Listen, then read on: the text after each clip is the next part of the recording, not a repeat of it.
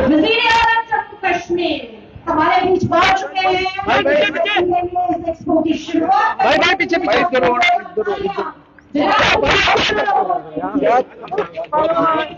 हमेशा यहाँ पे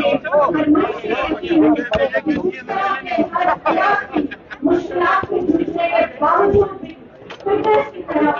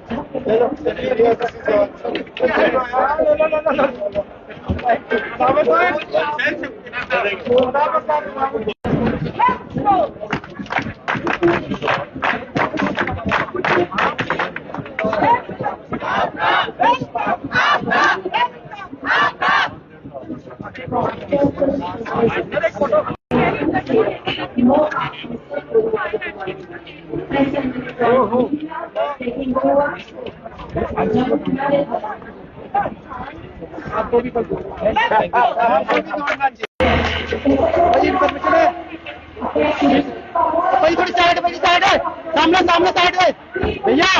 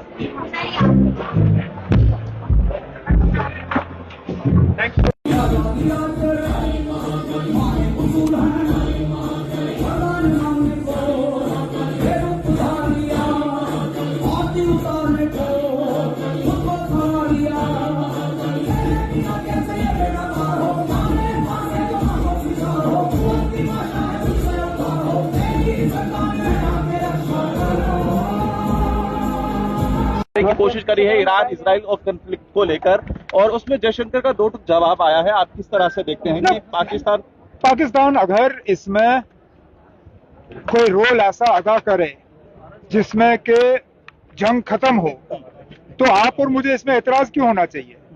करें। अगर उनके अच्छे ताल्लुकात है इजराइल के साथ भी और ईरान के साथ भी, अगर अमेरिका का वाइस प्रेसिडेंट वहां जाके इन लोगों के साथ बातचीत करने के लिए तैयार है, अगर इनके बातचीत के जरिए जो है ये जंग जो है ये रुकेगी, तो मुझे तो नहीं लगता है किसी को इस पे एतराज होना चाहिए। जम्मू कश्मीर शुरू हो रही और नेशनल यूनिवर्सिटी का मुद्दा हेल्थ को लेके एक सवाल है।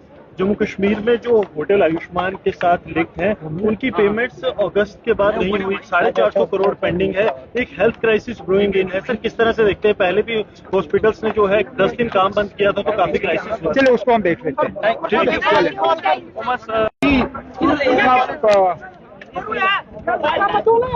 It has been our endeavor to combine both tourism promotion with a healthy lifestyle.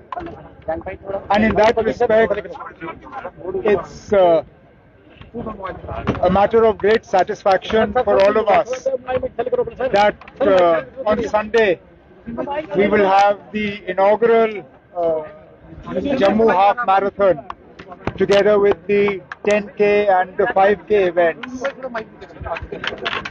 Jammu and Kashmir Bank has come forward as the title sponsor, and we've had a good number of registrations, including foreign participants.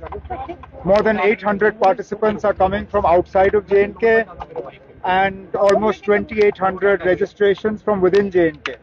Given that this is the first time this event is being held, this is a very healthy number, and we hope that it will grow from here. Sir, regarding the LPG and the fuel situation, sir rumour भी था यहाँ बहुत, लाइनें भी अफसोस की बात यह है कि जब हुकूमत की तरफ से बात होती है उसको कोई नहीं सुनता, लेकिन अफवाहों पे सब लोग जो है यकीन करते हैं। मैंने पिछले दिनों एक रिव्यू मीटिंग ली, उसमें बाज़ाब्ता ये तय हुआ कि फिलहाल किसी भी चीज की कमी नहीं है, चाहे डीजल हो, पेट्रोल हो, एलपीजी के सिलेंडर हो, और 2-4 दिन के अंदर अंदर सूरत हाल बदली नहीं है। मरकज की हुकूमत ने भी वक्तन फवक्तन हालात का जायजा लिया है और कहीं पे भी राशनिंग या इस्तेमाल की कमी की हिदायत नहीं दी गई है। इसलिए मेरी उन तमाम लोगों से मोतबाना गुजारिश है जो सोशल मीडिया के अफवाहों के बुनियाद पे पेट्रोल पंपों के बाहर लाइनें लगाए बैठे हैं, हमें मजबूर मत करिएगा, नहीं तो अगर यही हाल रहा मैं कुछ दिनों के लिए पेट्रोल पंप ही बंद कर दूंगा जब तक ये अफवाहों का सिलसिला बंद नहीं होता। क्योंकि अगर अफवाहों की बुनियाद पे आप लोग पेट्रोल पंप के बाहर जो है डेरा जमाए रखोगे और जब हुकूमत आपसे कह रही है कि चीजों की कमी नहीं है, तो फिर खामखा हालात जो है वो बिगड़ जाएंगे। इसलिए मेरी सब लोगों से गुजारिश है कि आप पेट्रोल पंप के बाहर डेरा जमाना जो है बंद कर दीजिए। फिलहाल किसी चीज की कमी नहीं है। वजीर आजम साहब ने कल एक मीटिंग रखी है ऑनलाइन 6:30 बजे शाम को, जिसमें मुझे भी शिरकत करने का मौका मिलेगा।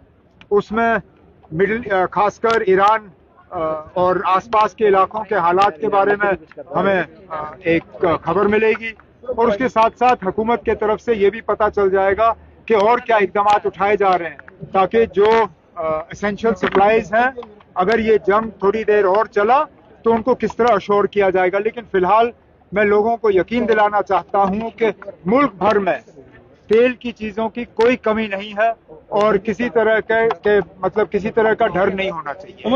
दूसरी तरफ भारत की तरफ से दो संदेश दिया